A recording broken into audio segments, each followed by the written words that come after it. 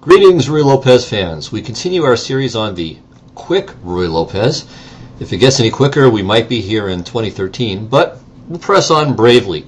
So this is, as I said, episode 15, and it's in the open Ruy Lopez. And this time we're going to take a look at the move bishop to e3 on move 9 of the main line. All right, so this, of course, is the basic starting position, or let's say the entry really to the open Ruy. Of course, the open Ruy is characterized by black's capture on e4 here on move 5, but all right, the following moves, if not quite automatic, are pretty close.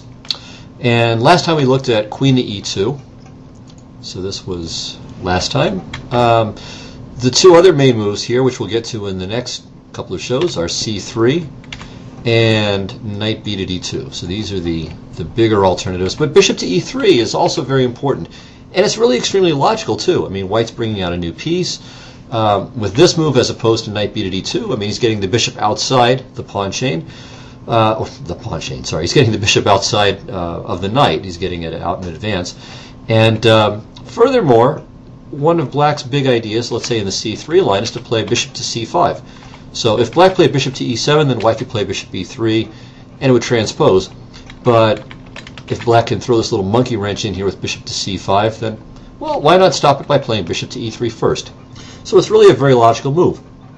And it's not just that it develops the bishop as if that were an end in itself, but it's controlling a very important square. I mean, c5 is one of the critical battleground points in many open Ruy Lopez's. So it's very logical from that standpoint as well. It develops, it doesn't create any traffic jams with the knight on b1 going to d2, and it fights for the c5 square. Looks very, very logical. And it's also, from a practical standpoint, it's a little bit less forcing than the c3 and knight b to d2 variations are, although the more any line gets investigated, the more it gets worked out and becomes heavily theoretical. But for the moment, at least, it's comparatively less explored than c3 and knight b to d2. And perhaps for that matter, queen e2. I mean, queen e2, the basic recipe for black for equality has been worked out for decades. All right, so let's have a look here. I would say that that black has 4 pretty reasonable options in response to this. Okay, one is to play bishop to c5 anyway, and just say, well, big deal. I mean, your bishop's there, but I've got the square protected. I don't mind the exchange. All right, we'll see how that goes. Another reasonable move is knight to c5. Trying to pick off the bishop on b3, but really that's not something that bothers white a great deal, as we'll see. So that's the second option, though. A third option is to play knight to a5, again, possibly with the idea of ripping off the bishop on b3, although the knight may come to c4 as well. And then there's still a third point to knight a5, which is to play c7 to c5, which is very often a very desirable advance for black to achieve in the open Ruy. And then finally, the most common move is bishop to e7. Rather unpretentious, but despite that, not a bad choice at all. All right, well, let's hit these one at a time. We'll start with the knight moves. So let's begin with the move knight to c5, which looks quite logical. I mean, often this knight jumps back to c5 anyway, but here it seems to be not really so fantastic. Okay, white plays knight to c3, which is a very direct and forceful move, putting pressure against the pawn on d5, in fact, threatening simply to win it outright. Note that a move like knight to e7 would not be very good because it hangs the knight on c5, and knight to b4 looks less than brilliant as well. I mean, after a3, at the very least, black is wasting some time. Maybe there's even better, but that looks pretty okay as well. So black takes on b3, and now the good thing for white, and this is again a very useful idea in general to realize in the open Ruy, c takes b3 is a very good move. Now, there aren't really that many places where white gets to play cb, but the general idea of pressure along the c-file does arise from time to time in the open Ruy. And again, as I mentioned a couple of minutes ago, the advance c7 to c5 is one of black's big thematic ideas. And the c5 square in general is a really crucial square, kind of a critical point in the position. If white can manage to achieve some kind of blockade over this, especially, of course, before black has played c5 himself, then white often has very good chances for an advantage. If, on the other hand, black achieves c5 and pays no price for doing so, he's usually in very good shape. So here, for instance, after bishop to e7, rook c1, queen d7, h3, knight e2, or sorry, castles, knight e2, f6, takes, and then knight e to d4. And here, for instance, white has an edge. This is a game Ponomaryev against Korchnoi from a match they played back in 2001. The match was drawn, but this game wasn't. Ponomaryev went on to win, and I would say very, very logically so. I mean, he's achieved a very nice blockade on the dark squares, and you can see he's got good control over c5, d4, e5, and as long as black isn't able to scrape up any serious counterplay over on the king side, white should be better. And indeed, white is better here and went on to win. Though not immediately. It was another 28 moves, but white is certainly for choice here. So I think on account of this knight c3, c takes b3 idea, it looks like knight to c5 is not a path to equality. I mean, I think it looks like white is almost definitely better in that variation. Okay, let's look at knight to a5 instead. On this, too, I think white can obtain an edge. Sometimes white plays knight b to d2, and this is not bad, but I think the direct knight to d4 is quite good. Now, normally speaking, black would be happy to just play c5 here. He's achieved his fundamental queenside advance. He threatens to Noah's Ark the white bishop with c5, c4, but it looks like white gets there first with some tricks. So knight takes e6, fe6, and now queen g4. And the first point is that on c4, queen e6 check. Okay, bishop to e7 is basically forced. Well, if queen to e7, queen takes d5, hits the rook and the knight on e4. So bishop e7, and now the justification for white's play comes in the move f3, when thanks to the pinned bishop on e7, the knight on e4 has no moves. And so white has a winning advantage. He's won a pawn, and his position is generally better. Note, too, that there are some bishop to b6 ideas in the offing as well. So this is very bad for black. All right, well, queen to d7 is an improvement, but it's not enough of an improvement for white, or for black not to be in trouble. So here the key move is c4. Nice, direct, violent move, after which black has big problems. For example, on b takes c4, we just drop the bishop back to c2. Again, the knight on e4 is desperately short of squares. Knight c6 is probably best. Bishop takes e4. Here, black cannot play knight takes e5 because queen h5 check will leave white a piece ahead. So d takes e4, and now knight to c3. And although for the moment black is up a pawn, and I guess could for a very, very brief moment be up 2 pawns with knight takes e5, white has a very large, possibly decisive advantage already, thanks to, well, for starters, black's ridiculously bad pawn structure. Also, white has a very nice and very dangerous lead in development. It's not clear where the black king is going to end up being safe. The bishop on f8 has very limited prospects, so this is a terrible position for black. All right, what this means then is that after knight to a5, knight to d4, black cannot get away with c5 here and ought to play queen to d7. But now I think white has an edge. After f3, knight c5, he can either play f4 straight away, aiming, of course, to play f5, or throw in knight to c3 first, ganging up on the d-pawn. Again, if black takes on b3, white may very well consider cb, but and maybe it depends on which knight black takes with. If he takes with the c knight, then probably a takes b3 is best, hitting the knight on a5, while if the a5 knight takes, then maybe c takes b3 is the most sensible choice. At any rate, c6 is probably best for black, and then once again f4 should give white the slightly better chances. So I don't think knight to a5 is really the best response either.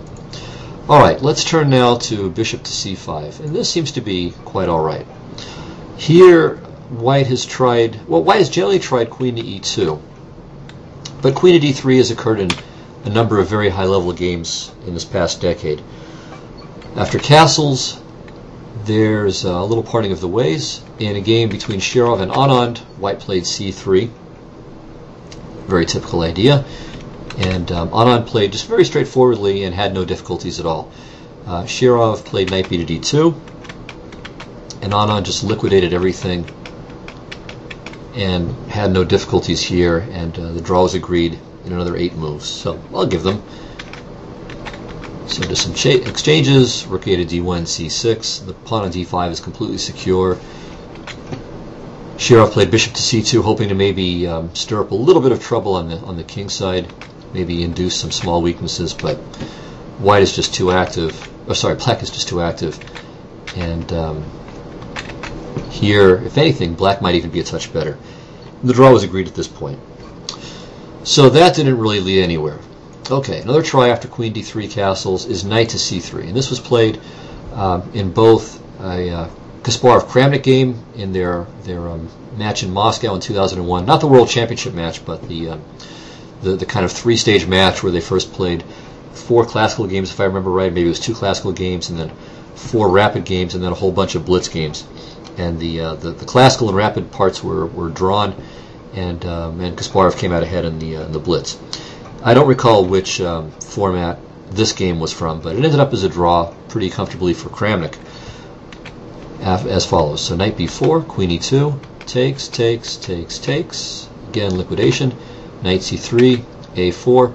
And then here the Kasparov-Kramnik game ended pretty quickly. Knight a5, takes, takes, knight d4, queen e8, f4, c5, there it is, the fundamental advance, knight e6, and the draw was agreed.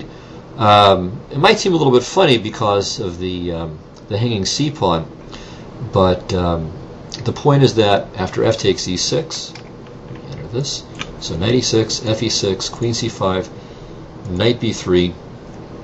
Okay, rook a8 is impossible because of knight c5, so cb, rook a1, rook a1, and then rook f4. So white's not winning any material.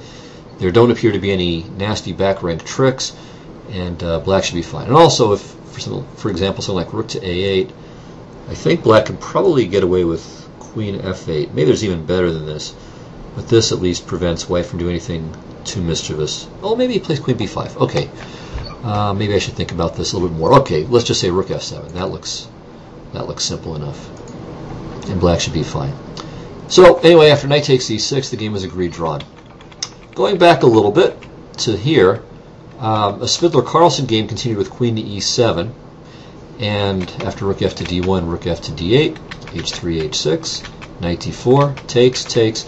Once again, black was able to use tactical means to get away with the c5 advance, and after dc, rook a to c8, black is going to regain the pawn. His b and d pawns might look a touch vulnerable, but really it's not so easy to exploit.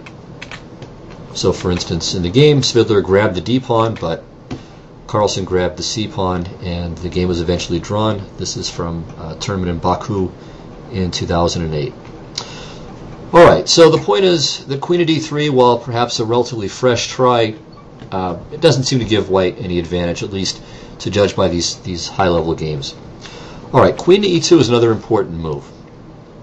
And here black has a choice between two standard approaches, queen to e7 and castling kingside.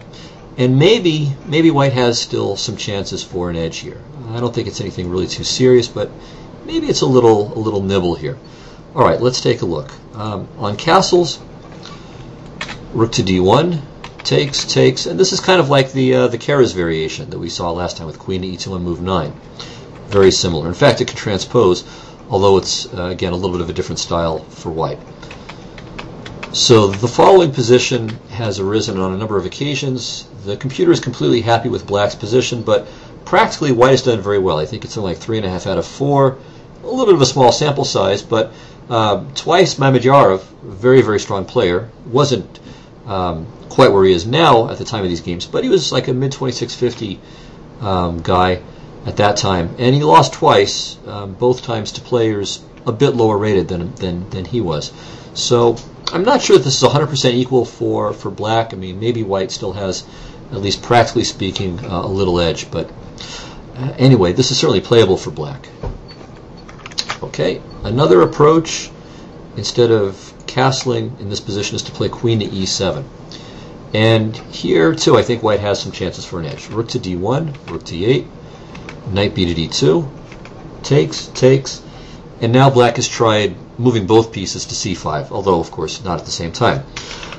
Queen to c5, queen e2, and the knight really needs to give way here sooner or later, so knight d2, rook d2, castles, rook a to d1, and I think white has a very small edge here. So he's got at least a little initiative in the position, and at the very least black has not proved equality at this point. So I think knight c5 is perhaps a little bit more stable. c3, bishop g4, and then here white can try any of three moves. h3 is possible, just forcing the bishop to choose a diagonal, which can be quite useful. Rook e1, breaking the pin and shoring up the e5 pawn, and clearing maybe d1 for the other rook at some point. And bishop to c2, preserving the bishop from exchange, putting it on this good diagonal, and perhaps in some cases preparing knight to b3, or even sometimes b4. So in all of these positions, or after all three of those moves, I think white maintains chances for an edge. Whether he has an edge or not, I'm not sure, but at least there's some possibility of that. Okay, so let me... Alright, yes, perhaps castles is a bit more stable here, but I think better than bishop to c5 is the main line with bishop to e7, which is a little bit ironic. I mean, it seems like the least committal try. It seems like it gives white the most freedom here to choose, and you know, it's not a very combative looking move, but perhaps it's best. At least, as far as I can tell at the moment, it gives black the clearest path to equality, or something that appears to be equal. All right, white should not play knight b to d2 here. I mean, this may be playable, but after knight c5, the problem is that the standard response, or the standard follow-up with c3, is met very, very effectively by knight to d3, hitting b2, hitting e5, and black has a plus score here, and I think is at least equal, maybe even a touch better. c3, therefore, is the move to choose, and now black can choose between several moves here. So there's queen to d7, which I won't say anything about, but it's not a bad move. I guess I can say a tiny bit, but I won't go into any great detail. So knight b to d2, castles, rook e1, and rook a to d8 is the usual move at this point. Bishop c2, bishop f5, although f5 has been played, but I don't really believe it. Knight takes e4, bishop takes e4, takes, takes, takes, takes, and actually this transposes to our main line. Fe6, knight to d2, knight e5, knight e4, and we'll address this position later. So queen d7 really turns out to be just a merely transpositional possibility. So make a little note of that here. All right, instead of queen to d7, there are two other moves. There's knight to c5, which we'll get to, and there's castling. All right, after castles, now knight b to d2, queen d7, rook e1, and okay, here black can choose between a couple of moves. Of course, we're transposing into what we just saw. So if knight takes d2, this is not a transpositional possibility, but I think it's probably something that black will want to avoid. After queen takes d2, knight a5, Kara's many years ago recommended bishop to g5, and it still looks like a pretty good suggestion. All right, black gets in his beloved c5 advance. White plays bishop to c2. Note, by the way, that in case of something like knight takes b3, a takes b3, c5, one of white's ideas is to play b4. And so here you can see that even if black achieves c5, it's not necessarily the end of the story as far as the dark squares are concerned. So, for example, if c4, I'm not saying this is what should be played, but, well, even after cb, I mean, the play would be kind of similar. White gets the d4 square. This pawn is a backward pawn on d5. The pawn on a6 is backward, and black's queenside majority is stymied. It's going nowhere. If anything, there are his queenside pawns are more of targets than an asset. All right, so c5 here without knight takes b3 is a better choice. Bishop c2, knight c4, queen d3 with a small threat. G6, B3, Knight A3, Bishop D1. Now this occurred in a game Yakovenko against Sutovsky from the Karpov tournament in Poikovsky back in 2007. Objectively, black's position is playable, maybe objectively equal, but it seems to me unpleasant. And indeed, Sutovsky failed to cope with his difficulties in the game and went on to lose. So, knight takes d2, objectively might be all right, but I think as a practical matter, it's easier for white to play. So I think you should maintain the tension with rook a to d8. And now, once again, we go down the line that we just looked at. So bishop c2 takes aim at the knight. Of course, black could take on d2, but I think white stands slightly better here. It's just a more comfortable position. Black doesn't really have an awful lot of counterplay. So bishop f5, knight e4, bishop e4, takes, e6, without which black would be completely fine. Fe, knight d2, knight e5, and knight e4. Alright, what can be said about this position? Obviously, white has a slightly better pawn structure thanks to the weakness on e6, but black is very active. And objectively, again, it's a position that's equal, but it's easier for white to play. He can bother black forever, and there's not really any obvious way that black can cause white trouble. Black very often continues with knight to d3 at this point, and after rook to e2, one kind of standard maneuver is rook to f5. Often the king comes to f7 then, and the rook comes to d5. And black is extremely solid, but white still can play. This pawn lever with a4 is often a useful idea. Black sometimes plays c5, c4 to further anchor this knight in on d3, pardon me. But he should be careful about the timing of it. And if he plays c4 too quickly, it might give white the d4 square, which could prove useful. Practically speaking, I mean, I would evaluate this position as slightly better for white. It's entirely playable for black, but the summit of black's ambitions here will be a draw, unless he's much stronger. I mean, you can always outplay your opponent, but realistically speaking, a draw is the most that black can hope for here, and he often will have to suffer. If you look in the databases, white has a mild plus score from this point, but in many of those games, black had to really suffer for a long time. And most of us don't have the kind of technique with black that's required to defend such a position over the long haul. All right, going back to c3 then, instead of castles or queen to d7, both of which reach this difficult endgame, I would suggest playing knight to c5. And this, I think, is becoming the more popular choice and has been proving pretty effective. All right, again, if knight b to d2, then knight to d3. We've already seen this position by an inversion of moves. This is not what white wants. Black is at least equal here, maybe even a little bit better. Bishop to c2. This is the normal move. And now the idea of knight to c5 is to keep retreating. So it goes from this active square on e4 to this much more modest square on d7. But it's for a good purpose. It's putting pressure on the pawn on e5. And here we see a slight drawback to the bishop e3 move. We can't play rook to e1 or queen e2 to defend our pawn. All right, at this point, white has has picked between three moves. Bishop to d4, simply defending the pawn. Knight to d4, offering at least a temporary sacrifice and initiating some complications. And rook to e1, which again is a temporary sacrifice of the pawn, but white will regain it shortly. All right, let's start with bishop to d4. This is, of course, the most obvious sort of move here, and black has a number of options. I'll just mention one that has been tried in some recent games and is very interesting. It's to play g5.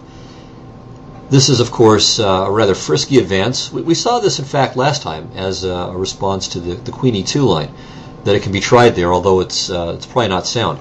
Here, the justification is twofold. So first of all, he wants to kick the knight away from the e5 pawn, but there's also the point that the knight's best square is d4, but it's currently occupied by the bishop. So it's kind of uncomfortable for white in that respect as well. Queen e2, g4, knight e1, not a great square, but black is, of course, played rather committally too, so it's not something for nothing. Knight takes, pawn takes, and now continuing in this very dynamic fashion, black played c5, and black has a lot of activity here. I mean, this occurred in a couple of pretty high-level games. One was Dominguez against Smates, from the Amber tournament in 2010, and also in the game Arancibia against Vallejo back in Calvi in 2007. Black managed to win both games from here. I'm not sure that he's better at this point, but it's a very interesting line, and one that I would commend to you if you play black, at least to investigate carefully. But black could play other things that are a bit more sane. He could castle or play bishop to g4. I mean, there are options. All right, let me put these in here just to note them. Okay, and also even this funny move has been played, which looks kind of logical too, with the point of playing c5, and then with knight c6 there'll be more pressure against the e5 pawn. All right. Anyway, that's bishop to d4. Next up is knight to d4, and this leads to some very sharp play. Unfortunately, and this is often the case when you get to variations in the opening that are very sharp, it simply gets worked out to a conclusion, and that's what happened here. After knight d takes e5, f4 looks fantastic for a second, but knight to c4 proves adequate. And the point is that after knight takes c6, knight e3, knight d8, knight d1, knight e6, it looks for a moment as if white's winning. He's up a piece. Black has nothing left to capture in a desperado, and white threatens also knight takes c7 check. But knight e3 is completely sufficient. After knight takes c7, king d7, knight a8, knight takes c2, saves the day. White's up a full rook here, but of course he's losing the rook in the corner, and the knight can't escape from a8. He can go to b6, but king c6, and it's still trapped. All right, from here, a couple of possibilities have been tried, a couple of moves have been tried. In an old game between Tal and Timon from the 1985 candidates, Tal played knight to d2, and after this check, king h1, knight a1, rook a8, rook a8. There's just nothing here for white to hope for. In fact, if anything, black is a tad better, but they agreed to withdraw at this point. Perhaps slightly more accurate is knight to b6 check first, but after king c6, knight takes d5, bishop c5, king over, and king takes d5, the position is still equal. White's a pawn up, but, well, will be a pawn up after black collects the rook in the corner here. But black's activity fully compensates, so this is simply equal. You could try it. I mean, you could play knight to d2, takes, but, well, actually, there's bishop to e3, so you don't even get to remain a pawn up. Black recoups his pawn deficit, I think. Okay, you still have to check some possibilities where the rook goes back to f1 and on g5, g3. Let me just show you what I'm talking about. So knight to d2, takes, bishop e3, knight b3, bishop f4, rook f1, and if g5, then g3, and this pawn drops. And if king e4, of course, there's knight c5 check, and you can take here. Maybe black can play king e5, but then knight c5, and you're threatening knight to d3 check. What about rook to e8? Well, then still I think g3. But, okay, maybe something like bishop h6, rook f7, rook e2. And at least at first glance, this strikes me as offering adequate counterplay. But maybe there's a little tactical trick here with rook to d7 check. And all the king retreats are met by something nasty here. So if king to c4, there's rook to d4 mate. If king c6, or king to e6 for that matter, knight to d4, takes. And here white's up a pawn for nothing. Like I said, king e6, same thing. Knight d4. If king e4, then rook to e7 check wins the rook, because if king f3, there's knight to d4.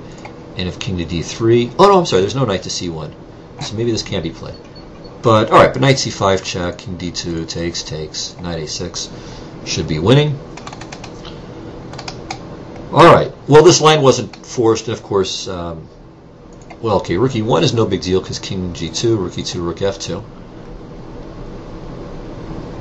Alright, so maybe there's a little something here. Maybe you can at least try. I'm sure there's some accurate move that black has that makes all this work. I mean, maybe you just play rook to e8 and don't go for the tactics, and this just gives you sufficient counterplay in a different way. All right, so perhaps this is the solution. So I would say take another look at that, make sure that there's no funny business. But Objectively, it seems as if black is all right in this variation. Okay, assuming that that's right, assuming that that little tactical flurry that I came up with doesn't hold up in every variation, then the key line here is not knight to d4, but rook to e1. And it looks like black has found sufficient resources. And the key line, the key variation goes like this: knight d takes e5, takes, bishop d4, white regains the pawn. And now, again, some more tactics: bishop g6, rook takes g7, rook takes e6, hg6, rook e2. And at first glance, it might seem like white could be a little bit better. The black king is a little bit funny. The rook on g7 is not brilliantly placed. But it turns out that black just does a little reorganizing. He puts the king on f8, the rook on h7, the bishop on f6, queen on d6. And then his position really coordinates very nicely. And white has tried in various ways to obtain some kind of an edge, but without really much success. Okay, king f8, and now white has tried both queen to d3 and knight to d2. If knight to d2, well, we just continue with the plan. Bishop f6, rook h7, all right, h3 for example, rook h8. Here, a game between Becerra and Michalewski in Lubbock, Texas in 2008. Continued to knight to e5, queen d6, knight g4, rook d8, a4, king g7, ab, queen d3, c6, and the position is just equal. Actually, this wasn't how that game went, so that was an alternative. Knight to e5 was. The game went queen d2 and lasted a very, very long time. Queen d6, rook a to e1, king g7, and they agreed to a draw. So I was, of course, being tongue-in-cheek there, but it's understandable. I mean, it's really difficult for white to do anything here. The e-file belongs to him, yes, but there's no penetration points for to be used. Black has no weaknesses. His bishop on f6 is very good, so the position is equal. I mean, white can play it out. For that matter, so could black, but there's no real danger. All right, instead of knight to d2, as I said, queen to d3 has also been played. Rook h7, knight d2, bishop f6, knight f3, queen d6. So all the moves we've seen here. White could try a4. This might be a little bit of a slightly more accurate move, forcing black to play rook to b8 instead of rook to d8 right away. It's not a big deal, but maybe it's a micro improvement for white. All right, rook a to e1, king g7, h3, and now maybe rook to h5 is the most accurate move, just to keep full control over the e5 square. But after rook to d8, knight e5, rook h5, it was still no big deal. In the game Saba Balo against Michalewski, played in Hanty-Mansisk in 2010. Actually, they were still following some other correspondence game. And anyway, black is at least equal at this point. After knight to g4, d4 takes, cd, rook d4, queen c3, c5. Black was even slightly better, although Below did manage to escape with a draw. All right, this seems to be then the solution to black's problems, at least for the moment. So just to recap, going back to the start, after bishop to e3, bishop to c5, we end up with a position. Well, okay, we'll go back in order. So first of all, the problem with knight to c5 is this knight c3 idea followed by c takes b3, when white gets a nice grip on c5 and the dark squares in general. Remember this position from the Ponomariev Korchnoi game. Alright, that's knight c5. If instead knight to a5, then it looks as if white gains an edge with this continuation, with his nice active kingside majority starting to trundle up the board. If bishop to c5, we saw that queen to d3 has been played in some recent games, but didn't really achieve too much. Queen to e2 is the more common move, and here white perhaps has some slight chances for an edge after either castling. So the main, or the final position we got to here was something like this, where I noted that white has good practical chances, that Mamedyarov had lost a couple of games from this point. Instead of casting, there's also queen to e7, and from here we end up with this position where white can choose between bishop c2, h3, or rook to e1. In all three of these cases, white has some very small chances for an edge. Finally, the main move is bishop to e7, and after c3, we noted that black has three moves here: knight to c5, castles, and queen to d7. And both castling and knight to d7 are likely to reach this position here, this endgame, where black has to do some suffering, and this is not especially desirable. Also, well, there was one alternative in the castles line. So after knight b to d2, queen d7, rook e1, instead of rook a to d8, which leads to that big exchanging sequence ending up like this, black can also try going back. So here you can also try knight takes d2, and then this leads to the position from the Yakovenko-Sutovsky game where white eventually pulled out a win. So back to c3. So again, bishop e7, c3, knight c5, bishop c2, knight to d7. And this variation seemed to work out well. All right, bishop to d4 was met by g5. Knight to d4 was met by that big sequence that ends up with black temporarily a rook down, but trapping the rook on a1 and trapping the knight on a8. And so we got to here, and then kind of filled around with knight to d2. And perhaps this is a key position that black needs to look at to find something accurate. Maybe rook to e8 is correct, because it looks, at least for a moment, like I found some nifty little tricks here involved with rook to f1. All right, and then finally, the absolute main line instead of knight to d4 is rook e1, and then we have this big sequence of forcing moves, and then black goes for the setup here. So the king goes to f8, the rook goes to the h file, often to h5, bishop f6, queen d6, c6 when he can do it. The other rook comes into play somewhere, d8 let's say. White meanwhile plays queen d3, puts his knight on f3 and doubles on the e file, often plays h3, and it looks, at least at this point, like black is doing just terrifically well. No problems at all. All right, so there's our summary of the 9 bishop to e3 variation. Hopefully this will put you in good stead with either color to try this. And in the next 2 shows, we'll look at, in one order or another, I'm not sure which I'll hit first, but c3 and knight b to d2 are the next moves to look at. All right, I'll see you then.